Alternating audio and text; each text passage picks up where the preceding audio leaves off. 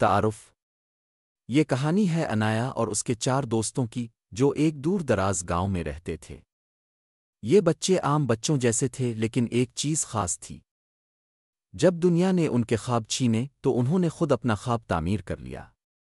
یہ اسکول کے بغیر بھی پڑھنا چاہتے تھے، سیکھنا چاہتے تھے اور اپنی دنیا خود بنانا چاہتے تھے۔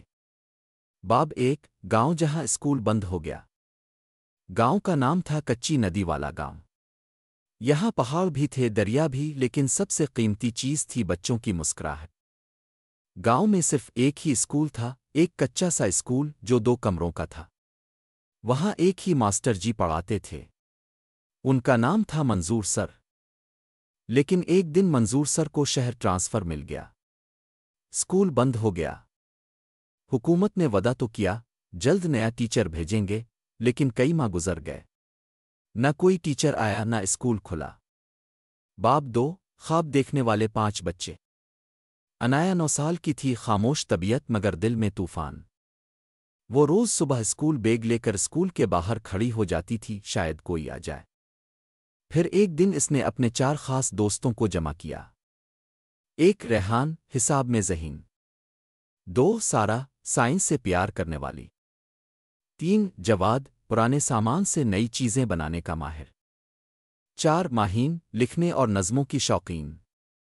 انایا نے سب سے کہا، ہم پڑھائی چھوڑ نہیں سکتے۔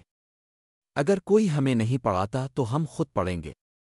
باب 3 درخت کے نیچے پہلا سبق۔ اگلے دن 5 بچے گاؤں کے ایک بڑے درخت کے نیچے جمع ہوئے۔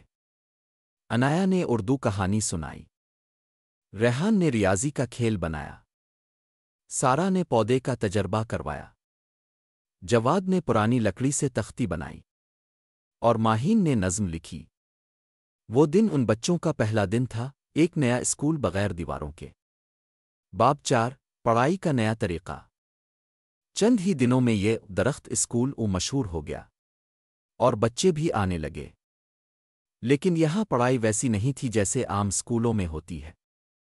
یہاں کہانیوں کے ذریعے تاریخ سکھائی جاتی، کھیل کھیل میں گنتی کروائی جاتی، گاؤں کے بزرگوں سے سبق سیکھا جاتا، دریا کے کنارے جا کر سائنس کے تجربے ہوتے، اور دن کے آخر میں ہر بچہ اپنی سیکھ سناتا۔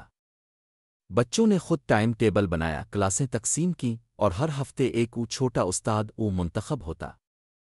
باب 5 مشکلات، تنقید اور حوصلہ۔ کچھ گاؤں والے ناراض ہوئے۔ یہ تو مذاق لگ رہا ہے، استاد کے بغیر اسکول۔ کچھ نے بچوں کو ڈانٹا تو کچھ نے والدین سے کہا کہ روکو ان کو۔ انایا روئی لیکن رکی نہیں۔ اس نے ایک آئیڈیا سوچا۔ بچوں کے والدین کو ایک کھلی کلاس میں بلایا۔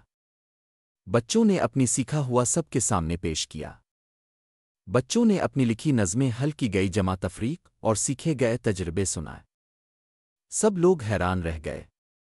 ایک ماں نے کہا، ہم نے کبھی اپنے بچوں کو یوں بولتے، سوچتے اور آگے بڑھتے نہیں دیکھا تھا۔ باب 6 انایا کا خط اور دنیا کی توجہ۔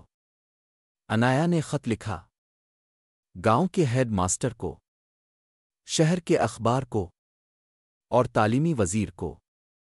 خط میں لکھا، ہم تعلیم چھوڑنا نہیں چاہتے۔ براہ مہربانی ہمیں ایک استاد، کچھ کتابیں اور ایک چھت دے دیں۔ اگر یہ بھی نہیں تو بس یہ یقین دلا دیں کہ ہم غلط نہیں۔ ایک صحافی نے ان بچوں پر رپورٹ لکھی۔ عنوان تھا، چھوٹے دماغ بڑے خواب۔ رپورٹ وائرل ہو گئی۔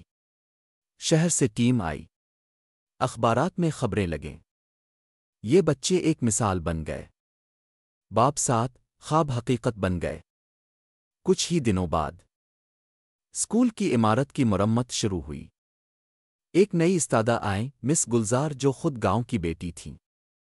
بچوں کو نئی کتابیں، بورڈ اور فرنیچر ملا، اور درخت اسکول کو سرکاری طور پر کمیونٹی لرننگ زون قرار دیا گیا۔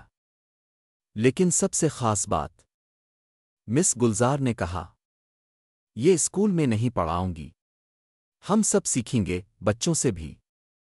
آخری باب انایا کی روشنی، باقیوں کے لیے چراغ۔